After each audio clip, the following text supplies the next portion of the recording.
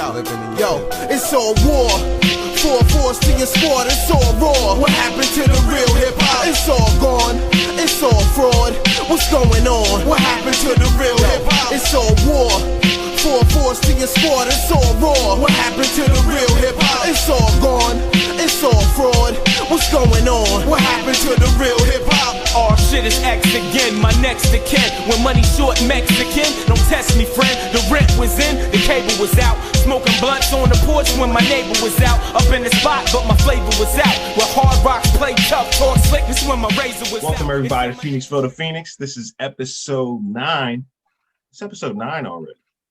Is It's it crazy. 9? We're running through this. Yeah, it's episode 9. All right. That's what I'm crazy. talking about. The number of It is. completion is 9, actually. It's the highest number in our... There you go. Look at you. Yeah, a little knowledge there, a little mathematics Yeah, for you little numerology. that they didn't teach us in school. But I am your host, Ricky Fitz, along with my 2 co-hosts. I don't like to call them co-hosts because that makes them seem somewhat subordinate, and they're not. They're right here with me. We're all Thanks for noticing us. thrown together. I just wanted to say that. I felt like, let's acknowledge it. Mhm.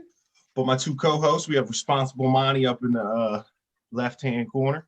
And then at the Yeah. bottom right-hand corner, you got Bombshell Kel. Hey. Bad to the bone. Hey. And then back for the second week in a row. You know what I mean? We got Ike Turner with the Yeah. backgrounds. You know what I mean? Good. What's good with everybody? What's up with everybody on the check-in? Let's start off with the check-in like usual. How's everybody feeling? How was this week? I'm feeling good. There's a lot going on. I do want to shout out real quick Steve Pagnotti and his family. His grandpop's not doing well. I just visited him for a little bit. Steve, that is. And, it's just sad times. There's a lot of stuff going on this year, of course. And I feel like all of us, like my friends and stuff, are feeling it. Something's going on with everybody. So, shout out to Steve and his family, Beth, Angelo. Yeah. Absolutely. Let's shout out Jeff Kowatch too. Jeff Kowatch, good friend of ours. He's actually more like a brother to me. Brother to pretty much all of us. Yes. Jeff, almost lost his life. I'm going to say it looked pretty bad. That looked like something that was really close to going another direction. But yeah, I was scared. I was scared to get a phone call. You know what I mean? After you, I seen it in the message, that he got in that car accident. I was just so scared that I was like, if this phone rings, I ain't answering. Right. Straight up. Because I just, it's one of them. 2020 has been a weird year. I'm like, man, it has been. That would have definitely hurt real bad. I mean, it hurts that he's, he got banged up like that, but he's okay. It's looking like he's fine. But I had an issue too, about why is he home so fast? You know what I'm saying? Why did they, I mean, I know why, they want to kick you out so they can get that bed ready for that next paycheck, but Let's talk it's just, about it. it's goofy how they kick you right out the hospital. I mean, they just get rid of you. Out. Straight up. They overcharge you for everything, meds and aspirin's $20. You know what I'm saying? Yeah. But you got to get the fuck out when you're feeling a little decent.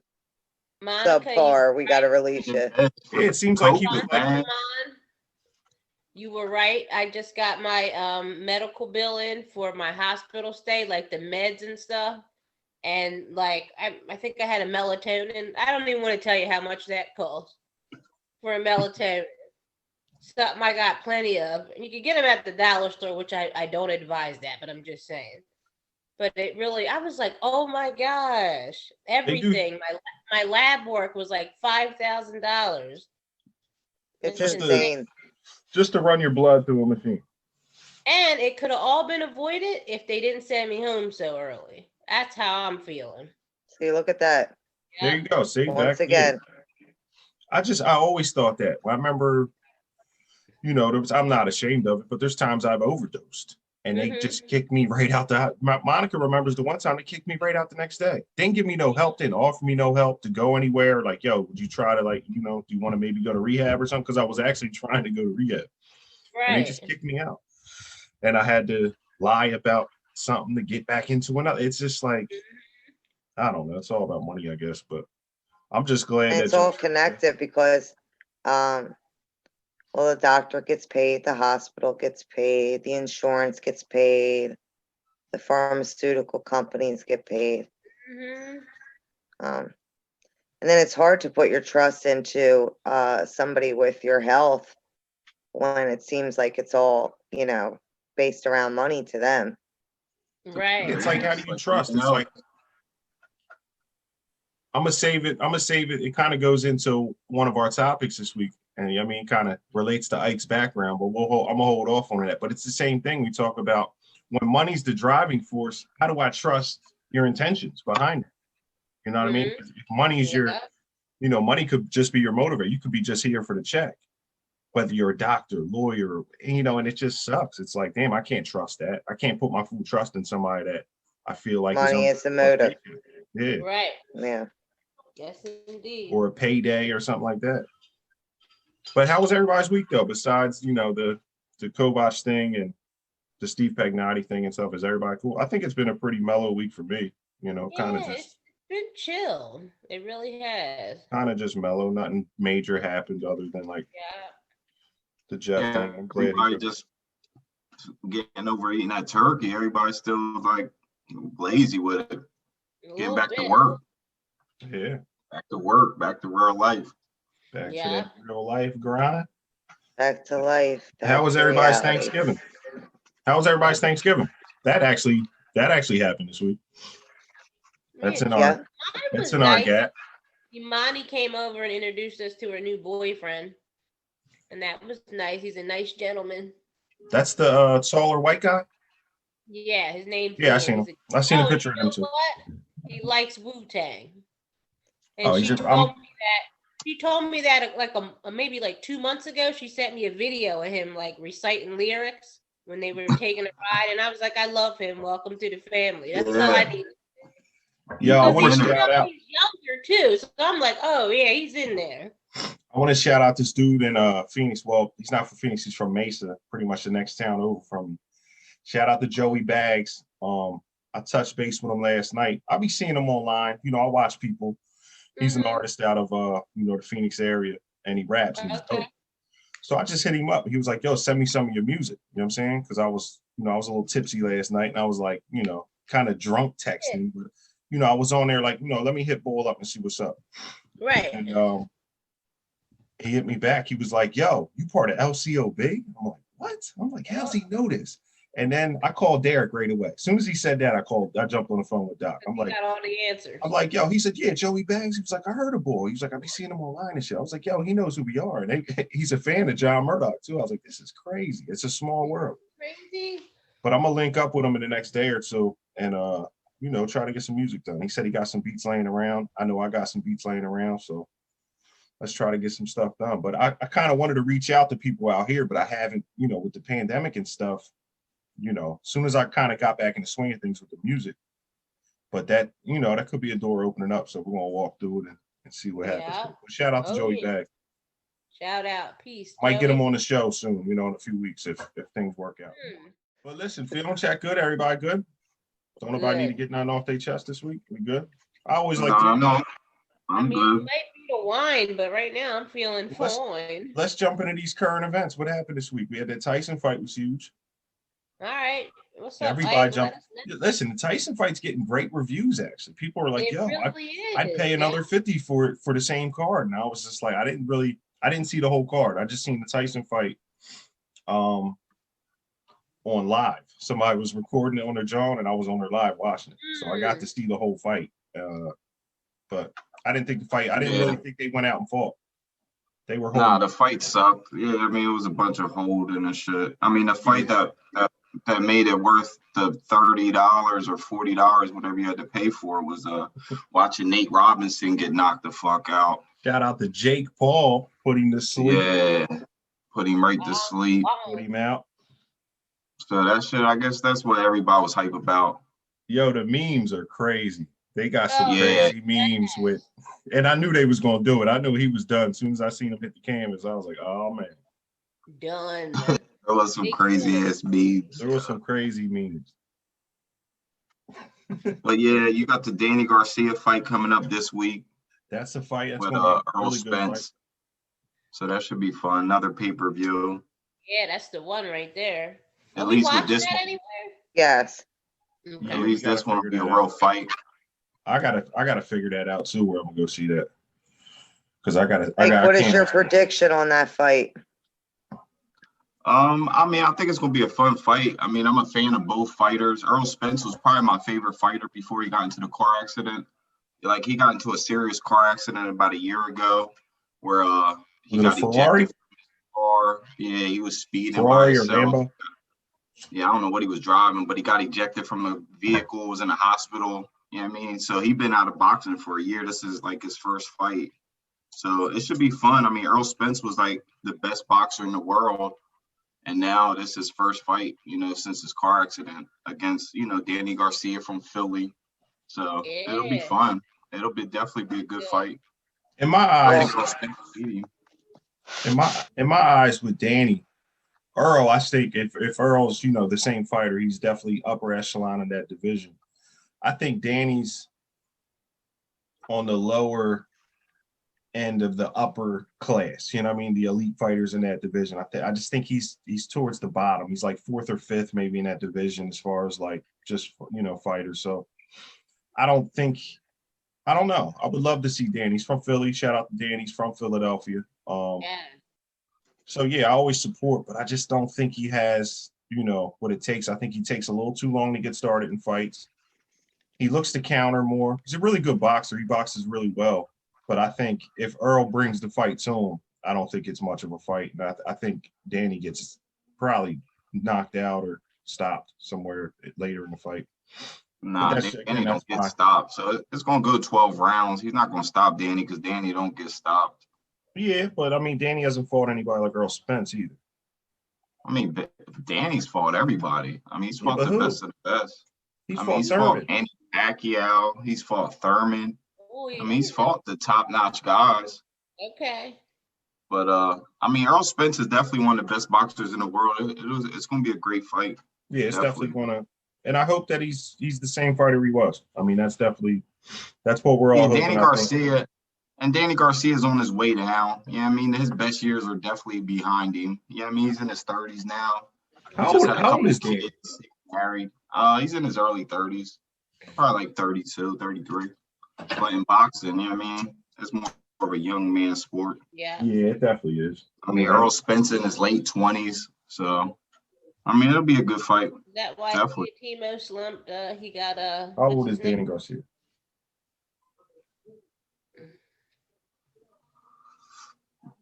But yeah, that Tyson fight, that shit was trash.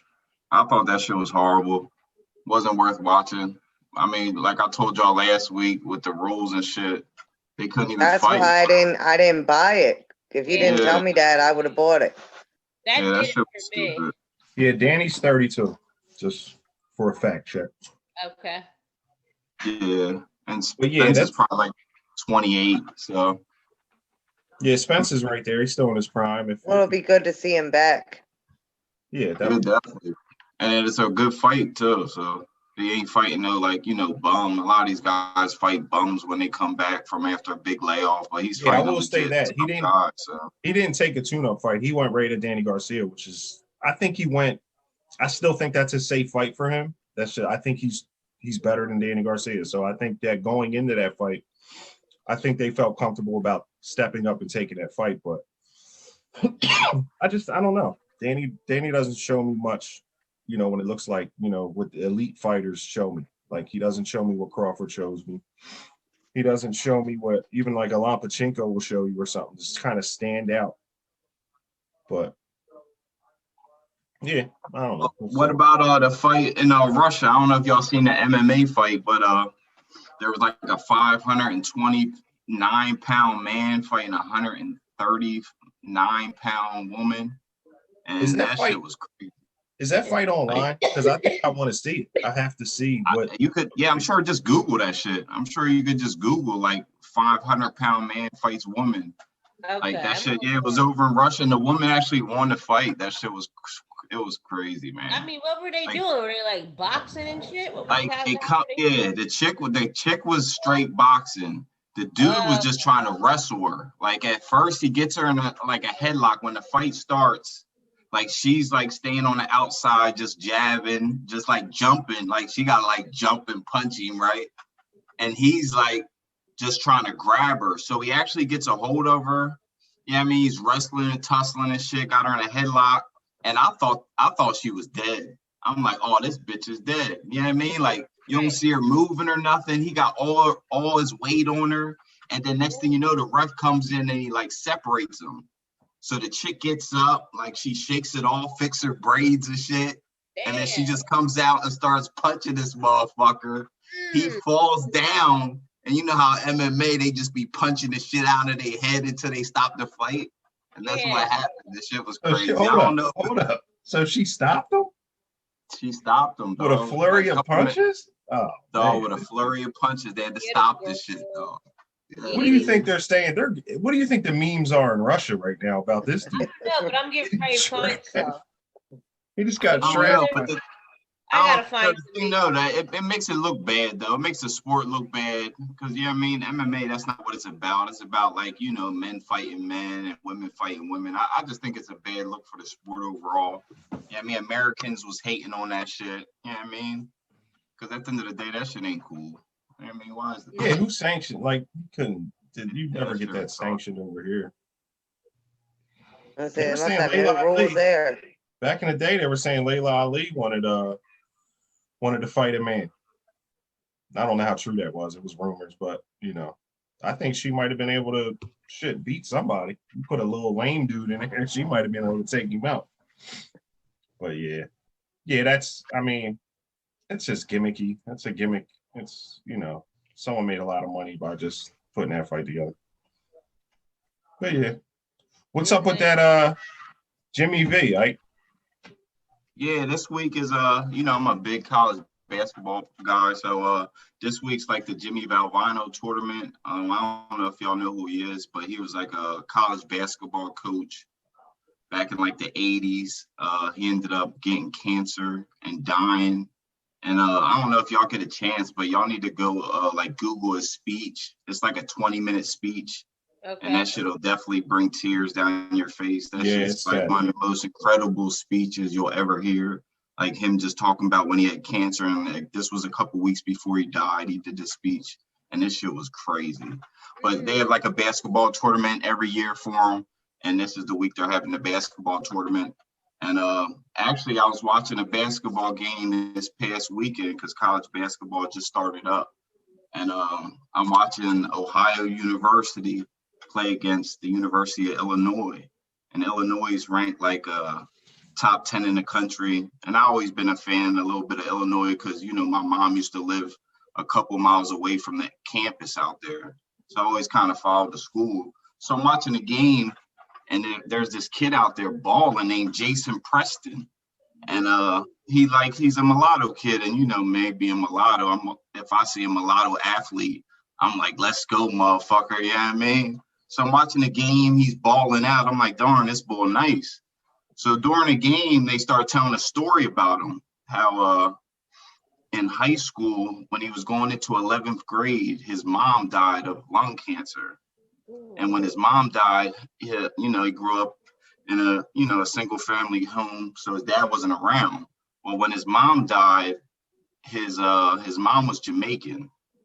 And so her sister had guardianship of him, but mind you, she lived in Jamaica. He's living in Orlando, Florida.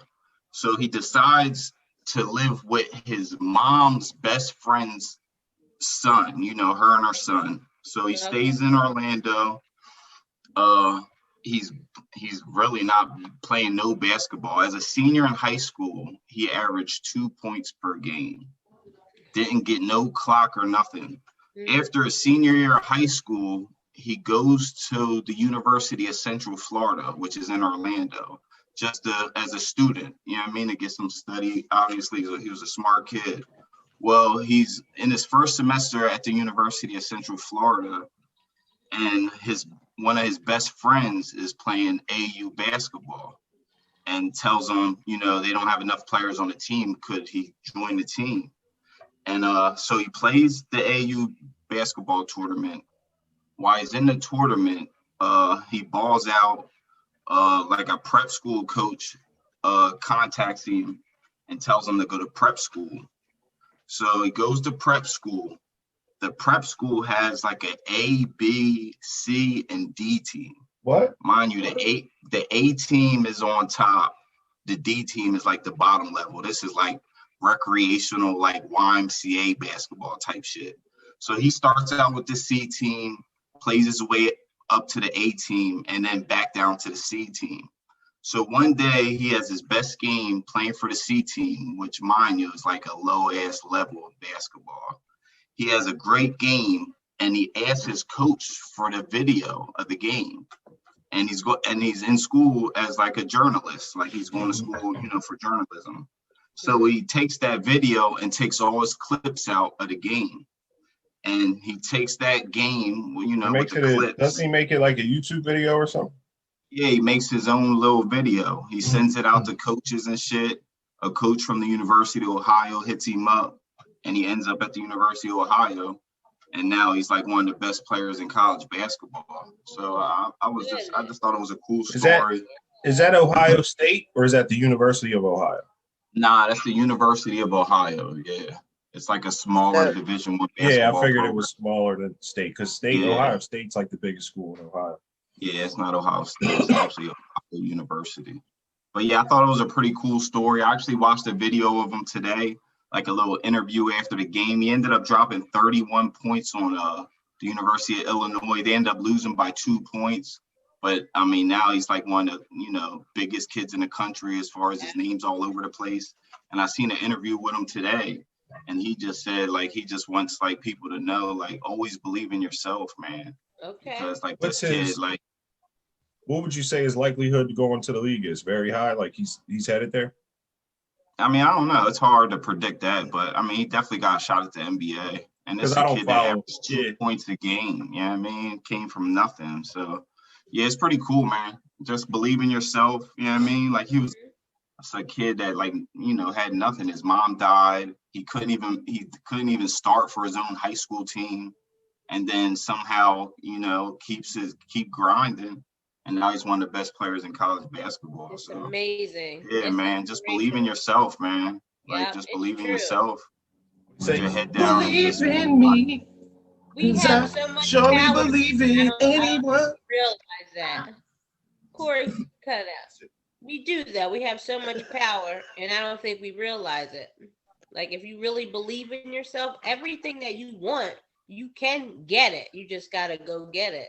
And that's the truth. And I don't think people realize how true that shit is. Like they don't think outside the box. Like, oh, like I probably can't do that. And they limit themselves. But you gotta believe in yourself. And I think we all know that. I think Chris Especially touched. you there, Ricky. You've been doing great. I can tell you've been believing in yourself and getting your shit done. And it's beautiful to watch you grow like that. Lately, I've been, and I think me and Monica, I just told Monica about this probably 20 minutes ago before we started. I just wish I had more time. Wish there was like 26 days or hours in a day. You know what I mean? Like, right. I'll be running out of time sometimes. You know what I mean? Like, I don't know. Not really, but just, I guess in my head, I'm very critical of myself. And it works. Like I found that being real critical of myself and holding myself accountable, it's just an excellent way to achieve things and to keep. It is. I was going to say, it's a blessing and a curse. And I've been, I'm pretty hard on myself with a lot of things. And most of my bosses, people that I've worked for, have told me that, it's like you're a little too hard on yourself. But then it's like the same time when you're like that, you really get shit done. So we need some balance. Yeah, you definitely need balance. That's something I struggle with. I think Gary Vee talks about it a lot. If you don't know who Gary Vee is, very motivational speaker / just entrepreneur. He's got multiple businesses. He buys and sells businesses. I think his dream is to buy the Jets one day. But Gary Vee always says that you have to have that work, family, life balance. That's super important for anybody and anything you do. You know what I mean? People that lose that, you sort of become like psychopathic kind of, you know what I mean? Because you're focused on one thing and nothing else matters outside of that. One track mind. It's like a Jordan or Kobe type mindset, you know what I mean? I got a quick question. What's your guys like best motivational like speaker? Like, do each of you have guys like have a favorite? Like I have two favorites. I got Eric Thomas is one of them. Eric Thomas is one of mine. Eric Thomas is one, and he's very spiritual, very religious. But I love Eric Thomas. Yeah, I just love the way he applies it. I don't, I'm not one of them dudes that way you just talk religion, I like run the other way. Like I don't do that. Like I sit there and I try to dissect, what I could take from it. And I love him. I mean, he's just excellent. If you ever heard him speak, Eric Thomas, he has a lot of very famous. He does a lot of sports stuff shit. He talks to a lot of sports teams and shit. They called him the hip hop motivational speaker when he first kind of came out. You know what I mean? He kind of adopted that. And he's from the streets. He was homeless. Like dude went through it. He was a drunk. I think he was drinking way too much. And then somehow he got a job at Michigan State. He's from Detroit. So he got a job at Michigan State doing something. I don't know. And it kind of just went from there. He started speaking to kids and doing a lot of different stuff. And one of his videos just went viral. So that's dope. He's just a David Goggins. David Goggins is another one of mine. David Goggins, he'll motivate the shit out you. Oh, this dude's amazing. Like the shit he was going through. I like his backstory too, because he's believe he's biracial. So I think he's mixed as well. And I think he grew up somewhere. I don't know exactly where he grew up, but I know he said it was just a super racist town and it was always just bullshit. He's a little older than us, so he had to go through shit we didn't have to go through as far as like with the racial shit, back in probably the 70s and, 80s or whatever. He has a real motivational story too, as well. There's a lot of good ones.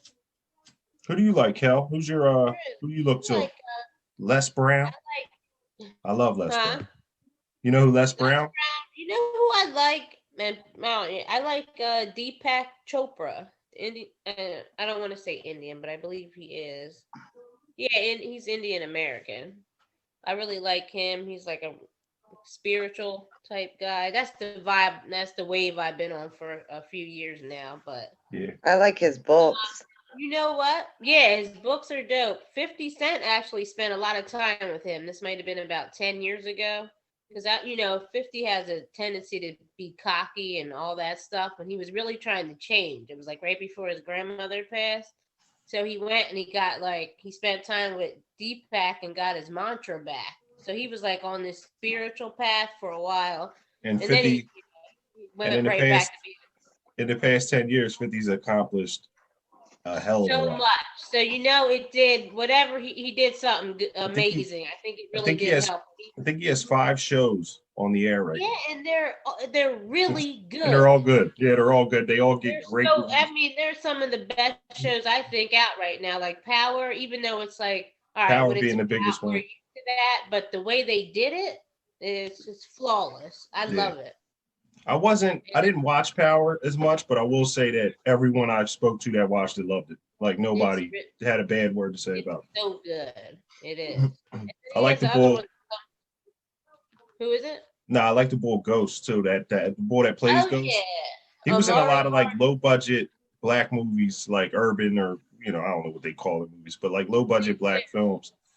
Like 10 years ago, and he killed everyone. Everyone I seen him in, I was like, "Yo, this dude's gonna be a star." Always been amazing. I don't know, but and he's fine. Sorry, you probably don't think that. He's very easy on the eyes for the ladies. They tend to tell me this from time to time. Very easy on these eyes. And salute. Stuff. If you ever see a podcast, I'm still single.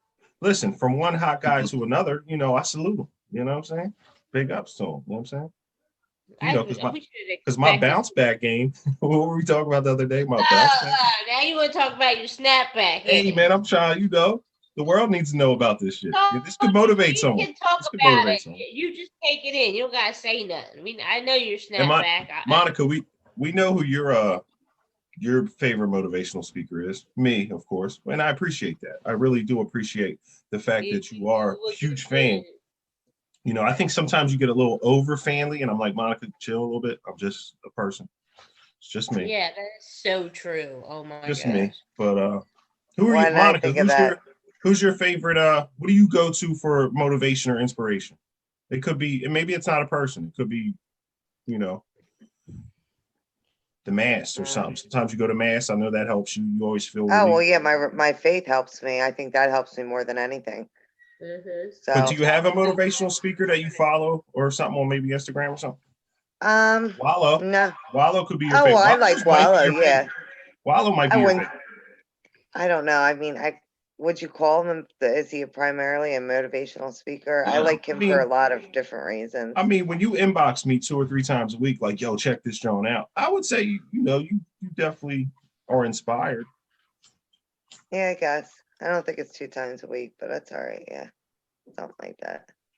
And I would say that's Wallow's thing is motivating. Like that's what he do. Nah, He do I'm just, good at it. I love Wallow. I would just be so I proud like of his him. energy. Yeah. He's That's always mental. positive. If you ask me, and he could disagree with me on this, but that's mental health at its finest. It's using that mental health to your advantage, you know, and it drives him to just be a better person. You know what I'm saying? Just focus on what's important. And one thing is, he doesn't drink, he doesn't smoke. You know what I'm saying? These things help. You know what I mean? He never did. So that was never an obstacle for him. You know what I mean? Getting out of jail, and I think staying out of jail was his biggest, probably, you know what I mean, obstacle. You know, if he could do that, he's gonna make it because he got the right people around him. Gilly's just doing his thing. They had Shaq on there. They had D Jack on there this week. I don't know if you've seen it. $1 million worth of game. And then D Jack set it off with a song. Did you see his song in the beginning? Yeah. It wasn't that bad. You know, it's not something I'm listening to, but it wasn't too bad. Yeah, I'm not a D-Jack fan. How do y'all feel about coworkers? Do you feel, well, let me say this. Do you feel like it's important to get along with your coworkers? At least somewhat, you know, at least get along to a degree that we can work well together. To some aspect. Because when you see conflict, like I only ask that because at work, it's like there's one dude and he's like the elephant in the room. You know what I'm saying? Like every time, like nobody kind of fucks with him. I do. And I'm like the only one in the kitchen that really rocks with Bull. You know what I mean? And Bull's kind of in the way. Like I will say he's kind of in the way. He might not be there too much longer. He was like late, took off the one day, all types of shit. But I don't know. It's just, I see like how I get caught in the middle of a lot of shit.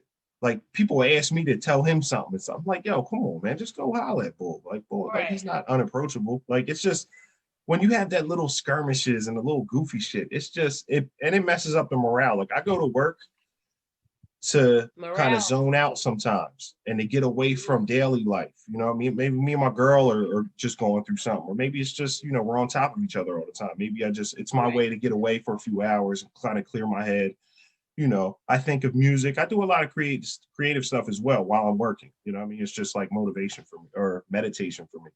It's like active meditation, I guess, in a sense, because my job isn't too hard. So it's something I could just kind of breeze through. But yeah, I get along with everyone usually at work because I know how to put on the fake smile sometimes if I have to. You know what I mean? I won't let no one disrespect me or take advantage of me, but you know what I mean? And like I said, I don't run into that problem a lot. Like people don't go out of their way to kind of disrespect me or anything like that. And I don't do it to people. I'm super friendly to people. I'm super nice.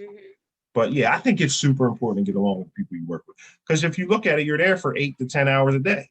So it's like you're there more than you're anywhere else, probably. You know what I mean? So yeah, I mean, you're spending more time with them people than you do, you know, at home with your family. Yeah, absolutely. Or just as much time. You know what I mean? But yeah. I mean, I think it's important to be civil. I wouldn't say necessarily get along. I don't know. It's kind of, I wouldn't, depends. Like if I knew you outside of work and I worked with you, that's a little bit different, but I don't know like how much of a friendship I would develop, but especially if teamwork is involved, I think that's really important to have a good relationship with the people that you work with. Oh yeah. Absolutely. I think it's real important. I mean, I think it's real important to get along with your coworkers. I think it just makes the workplace so much better. You know what I mean? all the favorite places I worked at were places like where I got along with the people I work with. It wasn't necessarily where I made the most money. It was the environment. Yeah. Mhm. And that's important to your mental health. That's important to anything. Like stuff like Bill Yeah, I Cosby. mean, and then like you get all stressed out and bring that shit home. You know what I mean? So I don't know. That shit, I think it's important. Yeah. I And think do you it's ever good. go to work and somebody's miserable there? Hell Yeah. yeah.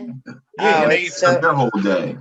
Yeah. You're yeah, and they fucked push up. and they push that energy onto you, and they push Yes. it. It's not like it just kind of it's not like it kind of just gets on you a little bit. Nah, they push it on you. They want to come to you with their problems. Like, bro, I'm not your therapist, bro. I'm not going to be your therapist for the next 8 hours. That's Yeah. not happening, bro. I had to shut the bull down at work like a week ago. I think I talked about it. I might have talked about it on here. I don't know, but I had to shut bull down. He's getting on my goddamn nerves. Like, bro, we're not doing it. And I got the music on, like I'm in my zone. Like I'm there. I'm there. And he just takes me right out of it. I'm like, come on, bro. Too much. We're not doing this. He's like, yeah, and he's talking about the chick, like the chick they're beefing at work. And it's like goofy shit, bro. I don't care about that. I don't come to work. I don't care who you, yeah, she's a bitch, man. She does this. Then he said some racist shit. I could have her deported or something. I was like, bro, come on. That's when I had to shut him down and check him about that. Like, bro, that's racist. You can't say that. That's racist. Like, because some people don't know what they're saying. Like, come on. You don't know her legal status anyway. I don't know her legal status. No one knows. She could, a lot of Mexicans come over here. She was Hispanic. A lot of Mexicans come over here with visas. Right. Now, some of them stay when their visa expires. You know what I'm saying? But that's another, whatever. But, a lot of people were over here actually on some legal shit, which is crazy. But he just said, I'll call ICE and have her deported. Like, come on, bro. She got kids and shit. Like, So do you think about this when you say the goofy shit that you say out your mouth? She got a young kid at home. Like, what's wrong with you, bro? I mean, what about the people that tell black people to go back to Africa? Like, what's the ignorance? It's the Am I ignorance. supposed to go back to Africa? Like, my parents ain't African. Yeah, baby. Who the fuck African in my family? That shit go way back. Well, listen, I will say this. Going to Africa? I will say this lady is Mexican. She is definitely from Mexico. I know that, but I mean, it's racist to say go back to Mexico, bro. Like, you don't know why she's here. It's none of your business why she's here or how she's here, legally, illegally. Like, what are you talking about, bro? Then right after that, how do you go from there to going to when my family immigrated over here in the 40s? And I'm like, what the fuck are you saying? Your family immigrated illegally, my nigga. Like, fuck is you talking about? Like, shut up. People are just stupid. I just don't like to hear the goofy rhetoric. And it's emotions. When he's emotional, he's angry because she didn't say hi to him. I don't fucking know. It was about that. I will say this too, because I see a lot of inappropriate behavior at work. That's all. I'm gonna leave it at that. I do work in a restaurant. Now, what about sleeping with a coworker? I see a lot of inappropriate behavior at work. Mm-hmm. Now, how do y'all feel about sleeping with it or dating a coworker?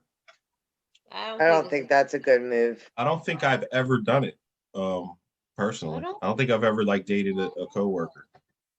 But no, I haven't. I don't think that's a good idea. No, I don't think so. I wouldn't think that that'd be a great idea either. It happens all the time though. Like almost every job you go to, somebody's dating. If there's well, the workplace, you look at it. If you were working, let's say you work with somebody a 9 to 5 every day, you're with them from 9 to 5 every day, or in a circumference, you're in the same facility or building. Sometimes you have to interact and shit like that. So I could see that happening. I don't think that's far-fetched at all. No, I think it's just I would have to really weigh the options out, because if things don't work out with that person, you have to deal with them every day at work. What about business owners? Let's say you own a pizzeria with your wife and shit's going south. That's gotta suck. Because you kind of have to go there. Y'all both kind of got to show up, or someone has to be there to hold it down. You know what I'm saying? So that would suck. Yeah, I don't think that you should mix those. No. I don't think you should, personally. It's business and pleasure, really. I mean, it really is. Yeah. Yeah, I agree. I wouldn't mix it. That's a really good topic, too. It really is. That's actually a good. Maybe we'll elaborate on that. Because I got a boy that told me a story how he started messing with one of his coworkers, and they messed around for a little bit, and for whatever reason they stopped, and then she kind of like blackmailed him. Like she was saving text messages, took it to the job, showed the boss, like tried basically to get him fired. Basically saying he was saying what was she saying? He was saying like inappropriate shit. Nah, I don't really know how it went down, but when it might have been their relationship. They might have been on that type like time. They broke up, and she like wanted him fired from the job because her feelings was hurt, and she went to the boss with like personal text messages and all type of weirdo shit. So yeah, that shit can go left quick. You know what I mean? That's why I would say don't date in the workplace. They should have fired her for that nut ass shit. What the hell was she doing? Well, I think she ended up getting fired, and he ended up keeping his job.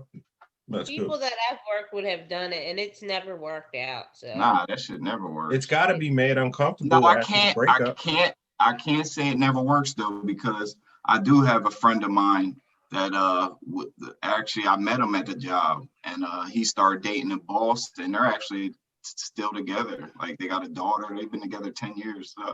good. She actually lost. She actually was a manager, and she actually lost her job because she was dating somebody there. And she wasn't supposed to, but she lost her job, but they're still together. So I guess sometimes it does work. It worked out. Yeah, I guess it's a a risk you gotta take too. Yeah. And maybe it'll work out. In their case it did, so that's what's up. I could see it being a bit inappropriate too. Like when you're in a business, like let's say I'm running a business. If my person's at work, I'm gonna draw. Yeah, and let's say I'm running a business. Do I really want kind of that goofy shit or the potential, there's potential there of some goofy shit jumping off or like favoritism. I don't want any of that. I just want my business ran the way I want it ran. And that's why probably like Ike was saying that the girl lost her job, because that's usually company policy is not to have relationships with coworkers. Because it becomes a conflict of interest.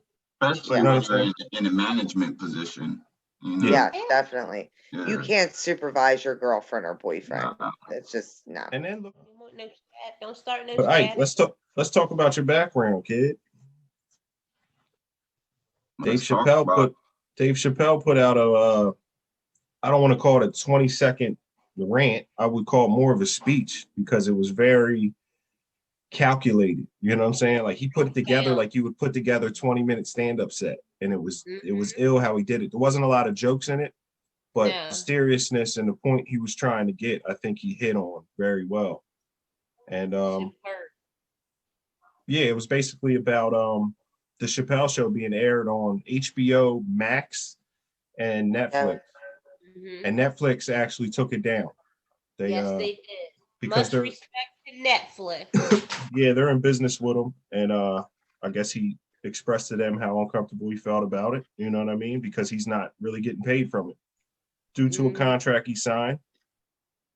Back in 2004 or whatever that was, when they started shooting that show. So, yeah, I just think it's honorable of him to do it. I see a lot of people giving them slack, like you sound stupid because you signed the contract, this, that, and third. But if the contract wasn't fair, then, and I signed it, in hindsight, looking back, what's right is right and what's wrong is wrong. You know what I'm saying? And we can't always just say. He mentioned how the contract was written. It was confusing as shit. You know how that shit looks. Well, all that stuff. That's the words they use. It's confusing. It's all like lawyer speak, lawyer language. Yeah. You have to get someone. You have to hire a lawyer to actually interpret it because it's a different language. They speak totally perpetuity. Before I heard that word used in a similar situation with a record deal, you know what I mean? Some guy was talking about what perpetuity meant and how they put it in these contracts, and you don't know what that shit means. Right. And they lie. Like a lot of times they'll lie in that boardroom. But what's on paper is what's on paper. And that's what you signed. That's the contract and the agreement that you made. So it sucks. I see it both ways. As an artist, I'm always going to side with the artist and the creator because he created that. They didn't do shit but put money up. That's all they did. All they did was bankroll the situation. He wrote the show. Him and his friends wrote the show. Shout out to Neil. I forget his name. Neil Brenner. He was a big show writer on there. He has a real popular. Seeing that name. He has a real popular podcast as well. Real good stand-up comedian as well. He's actually Dave's best friend, or was for a long time. Okay. But yeah, man, they wrote the show. It's like me. If I have an album, I'll put an album together, right? And I take it to the label. It's my album. I created this shit. I created it all. You know what I'm saying? I'm coming to you guys to distribute it, market it, help me get it out or whatever his deal was. He obviously had a publishing deal with him because they own everything. So, you know what I mean? But yeah, it's a lot of these deals they're not right. And I think the standard's low. Like you could go to a lawyer and they'll tell you, yeah, this is a standard deal. But the standard sucks. You know what I mean? Like the standard, you're still robbing us. You're still not giving the creator what he should get. And in perpetuity, basically meaning I own it forever. You'll never get it back. It's ridiculous. Right. I made it. It's mine. Why don't I have any right to it? Why don't I get any royalties to it? You know? And he left the show, which didn't help. I just think what's right is right. And he's just asking. He's like, yo, let's renegotiate this thing. Because obviously there's a lot more money to be made off of it. And you guys absolutely. So let's revisit it. And try to see what happens with it. I can understand that. And then also like you can see in the progression of the video that he did do that we're talking about, you know, how he got, you know, somebody stole a joke from him when he was younger, and then the 3-card Monnie game, and you know, so as he goes through these things in life, I think I spoke to you about this, Corey. I know he'll never make that mistake again. So as much as it does suck, I think it was a learning experience for him. And I think probably a lot of artists that are in these situations. But I don't see the harm in revisiting something. Because like you said, there's still a lot of money to be made. And they didn't do him too well with that contract at all. And I don't think and what I liked about it was he wasn't saying like, I want you to boycott this network or I want you to boycott this company. I'm just asking you to boycott me. Yeah, just don't watch my show. Yeah, and I can respect that because he wasn't putting down like the network, the state, none of that stuff. It was mainly just like, just don't watch my show. Yeah. Right. And it is his show because like you said, he created it. Now they financed it. So, I mean, they have some rights to it, but to the extent where if he was to make another show, he can't even use his own name. There should be creative. There should be a standard. There should be a standard in the industry where the creator always has some say in something or a piece of something. Even if it's 10%, small percent, 5%, whatever. He should own that, and that shouldn't be especially your own damn name. Yeah, how can you not have the rights to your own name? Because he sold it. My mind. Because they copyrighted it. It's theirs. That's the part of it. Yeah, that blows my mind. If you remember Prince did it back in the early 90s. He changed his name to a symbol. Yeah, the artist simply because they owned Prince. They owned the name Prince and his likeliness. So he had to literally change his name. Prince, you know what I mean? Like he was hard. Yeah. Same thing, same situation. They didn't make it right with him. They didn't make it right with Prince, one of the biggest stars in the world. And it's similar to what Dave's going through because he's probably the biggest comedian on the planet right now. Yeah. And it's like, why not do right by these people? Like you already caked up. You know, he's not asking for back pay. He's just saying, yo, if you're going to continue to use my shit, cut me a fucking check.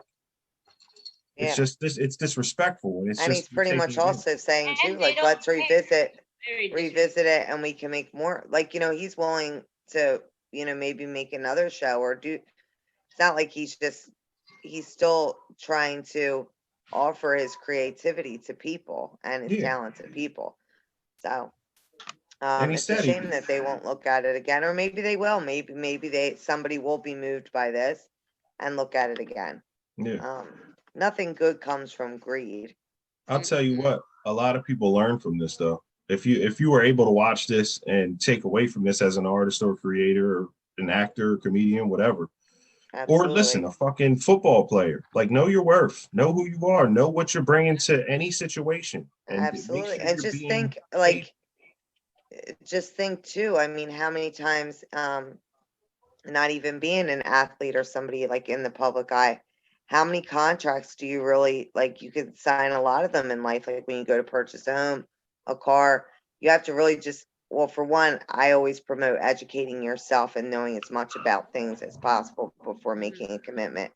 And then, trying to hire somebody that you would hope would advocate for you, but that's not always the case, unfortunately, too, because I'm sure he had a lawyer, and obviously, like you said, I don't know what happened. I don't know what the lawyer said, so I don't want to bash anybody, but you hire these people with the expectation that they're going to have your best interest at heart, and that's not always the case. And I think a lot of it goes back to, I'm going to take it right back to the standards again. I think sometimes a lawyer will tell you, yeah, this is a pretty good deal based upon the industry standard. Yeah. But I think the industry standard is wrong.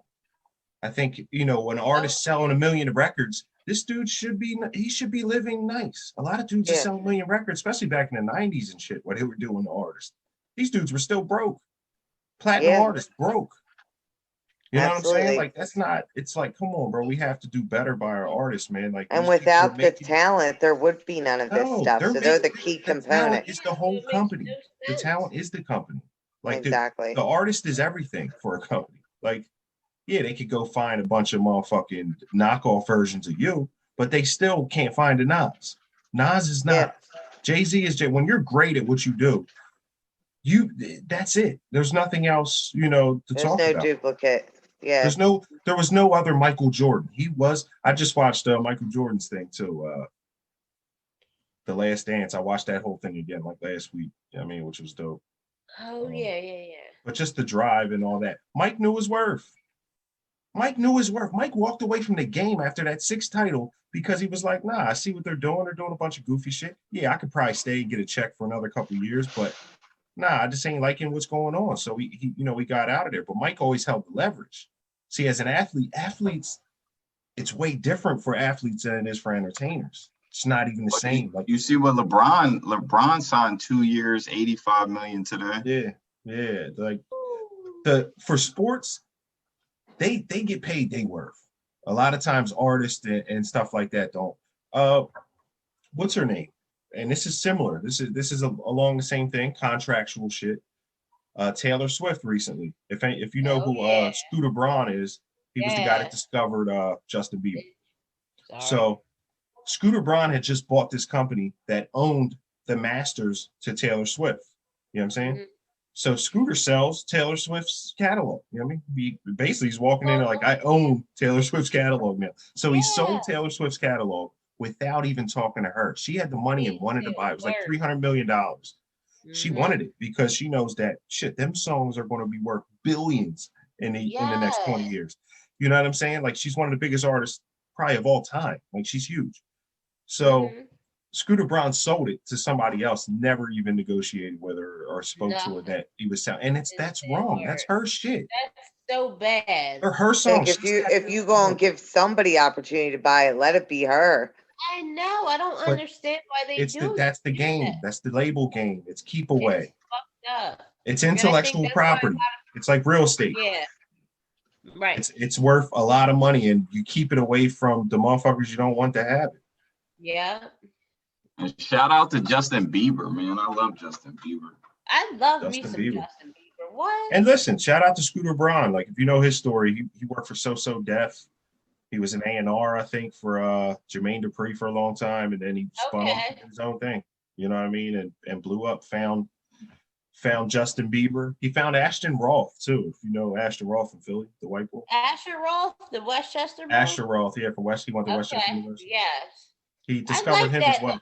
He had that one song, but I liked it. I liked the vibe back in the day. I was all young. Yeah, but the talent in that. Vibe.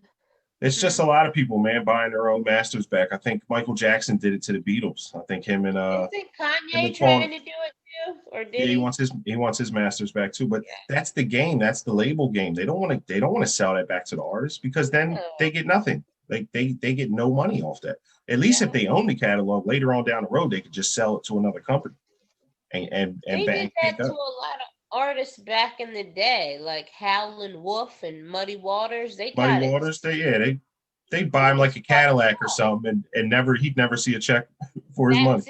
They buy him a little $2,500 Cadillac. Here, if you ever see the movie Cadillac Records, and Beyonce's in it, she plays Etta James.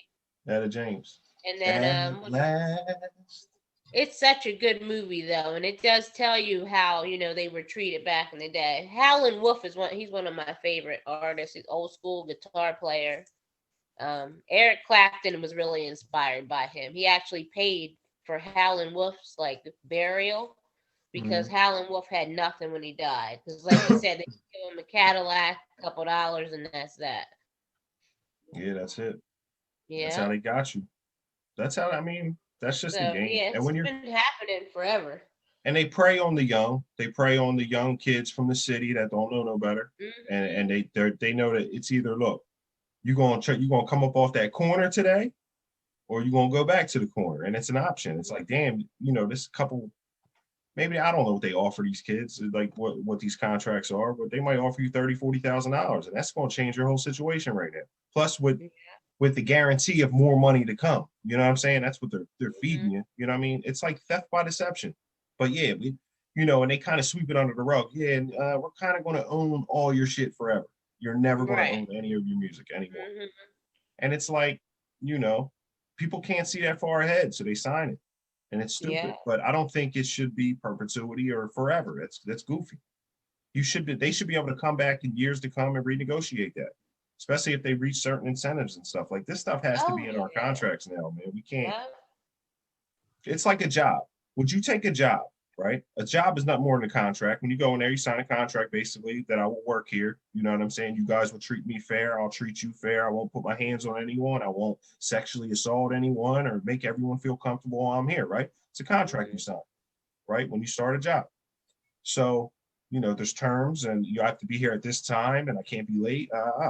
So I wouldn't walk into a job if they were saying, okay, well, this is what you're making for perpetuity. This is it. There's no raises, nothing. It's no, you know what I'm saying? You can't move up, nothing. Like, most people ain't taking that job. No. Probably. You know what I mean? Why would I do that when down the street they're giving me a raise in 6 months as long as I come to work every day and I'm improving and I become an asset to the company, or a year or whatever, maybe 2 years. But you renegotiate that and you get your pay increased, right? So it's Absolutely. like, why would I do that? If there's a possibility of growth, and then you have a job that there's no possibility of growth, then of course you're going to pick the one that has the growth. I would think. Because 10 years down the road, I might be the biggest star in the world. So I should be getting paid like I'm the biggest star in the world. Fuck this contract I signed 10 years ago. When people start, that's why I see what you're saying. They're at a different level. Even if they know their worth, they may not be able to foresee how good they're going to be or how much this is going to take off. And my circumstances right now aren't the same. Maybe I just need a check right now. So I'm desperate. I'm in a state of maybe desperation and somewhat. So he said he was in a bad place, Dave Chappelle. He said, I was having a baby. I was 28-year-old struggling actor. Yeah. Like, you know what I'm saying? Like, it was what he was. Now he's the biggest star in the world. Why wouldn't you make that right? Exactly. That makes no sense. It doesn't make sense. And that's my argument. It's just morally what's right is right. Come on, you already caked up. You already cashed out. You already cashed out. Like, now, how much did they make off that show? Give him a percentage of what you make from this day forward. That's all. That's all he's asking for. I don't think he's even asking for no retroactive pay. Like, I don't care about what y'all caked up on. Just pay me if y'all gonna keep using my shit, man. Come on. Yeah. It's like he would make that's more his life's shit. work. If you know anything about Dave Chappelle, that's his life's work. Yeah. That show is his. When people talk about Dave Chappelle, they're going to go back to that and a few of his stand-ups. But that's it. That's it. That's what they're going to go to. Like, that's my life's work. I need to be able to sleep. Like, he probably can't even look at himself in the mirror, like, out of anger and frustration. Like, damn, that's mine. I should be able to use it and even the logos or whatever, like anything with it. I should be able to use that shit. That's his shit, man. It's not right. And it's the same with music. They do it in the music industry just all the time. Yeah. It's industry shit. How about your top 3 Dave Chappelle like skits? On the show? Clayton Bigsby. Yeah. From the show? Yeah, from the show. You like Clayton Bigsby? That's probably up there. Those niggers with their wide noses breathing in all the white man's air. My shit. He said breathing on. Yeah, he like- said their wide noses breathing in all the way. But he killed that shit. The whole I'ma have- thing. I'm gonna have to go with the Rick James Jones. Oh yeah. The What about Charlie Prince? Murphy stories to me were the funny. The Rick James one, and it was another one with Prince. I thought that shit was good. It was good. I like the racial draft. That was dope. Oh yeah. The Chinese got Wu-Tang. I was all upset. The Real World was funny as shit. Well, what about when Prince was playing basketball? That shit was crazy, dog. He said then he made his pancakes.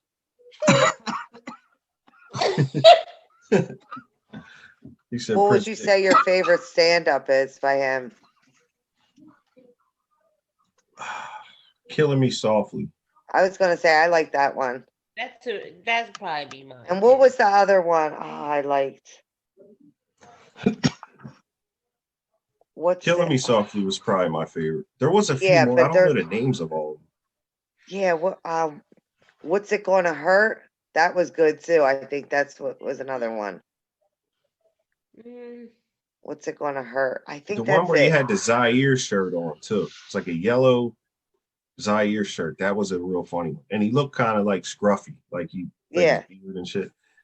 That was a good one too. I don't know the name of I that one. forget the one. I think the one I liked was from like '97. I remember Joe Kovac and I watched it at his parent at Donna's house. Is that the one with the baby?